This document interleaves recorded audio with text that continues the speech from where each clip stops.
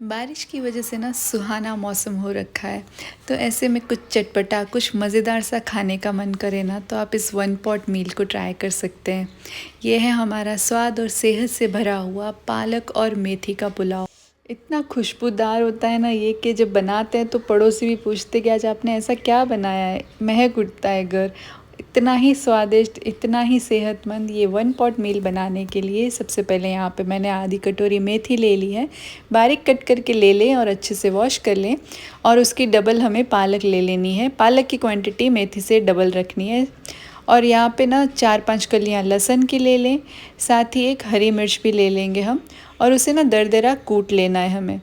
तो टाइम बचाने के लिए इसे पीसिएगा मत। दरदरा कुटा हुआ जो होता है ना, लहसुन और मिर्च दोनों का कॉम्बो इतना बढ़िया इसकी वजह से फ्लेवर आता है और खुशबू भी इतनी अच्छी आती है ना। तो इस तरह से कूट लेंगे हम।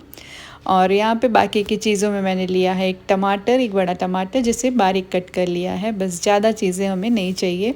अब प्रेशर कुकर में 2 चम्मच तेल गरम करके उसमें जीरा और कुछ खड़े गरम मसाले डाल देंगे। और जो लहसुन और मिर्च हमने कूट के रखी ना, वो भी इसमें डाल देनी है।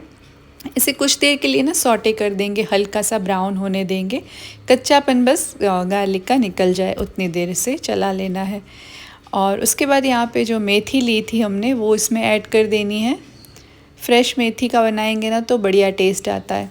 और पालक भी इसमें डाल देनी है। इसी के साथ आप इस पुलाव को ना हरा भरा पुलाव भी कह सकते हैं। सारी ग्रीन चीज़ें हम डाल रहे हैं इसमें। इतना हेल्दी होता है ना ये, और झटपट से बन जाता है। ये इसकी खासियत है कि जब कुछ भी बनाने छुट्टी हो और कुछ बनाने का मन ना हो और फैमिली के साथ ज़्यादा टाइम स्पेंड करने का मन हो, तो आप इसे ट्राई कर सकते हैं संडे के दिन। साथ ही टमाटर जो कट करके रखा था वो इसमें डाल देंगे।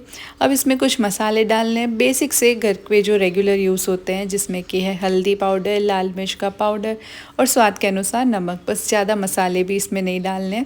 कई बार ना कोई सिंपल सी चीज़ें, बिल्कुल सिंपल मसाले और सिंपल इंग्रेडिएंट्स होते हैं ना, वो चीज़ें ज़्यादा टेस्टी बनती है। तो कभी इस तरह से सिंपली भी ट्राई करके देखिएगा। अच्छे से इन्हें थोड़ी देर चला लें। मैंने सोचा हरा भरा पुलाव बना रहे हैं तो उसमें थोड़े से हरे मटर भी डाल दिए मैंने, और इसे कुछ देर के लिए ढक दें। उसके बाद हम ना इसे, ये देखिए इसकी खुशबू इतनी आएगी, ये मसाला भी कुक होने लगा है देखिए। और इसके बाद हम इसमें डाल देंगे जो हमने चावल भिगो करके रखे थे ना। तो चावल यहाँ पे मैंने बासमती राइस यूज़ किए हैं। वैसे आप रेगुलर राइस का भी बनाएंगे ना तो भी ये बढ़िया बनेगा।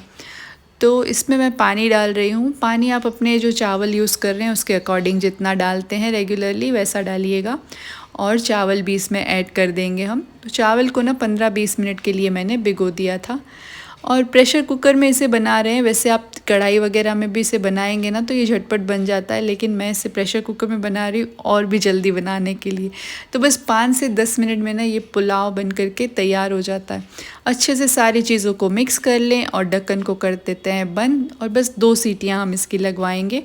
और इतना जल्दी इतना बढ़िया सा पुलाव ये बन करके तैयार हो जाता है ना। इसके साथ थोड़ा सा अचार या फिर दही के साथ आप इसे एंजॉय कर सकते हैं।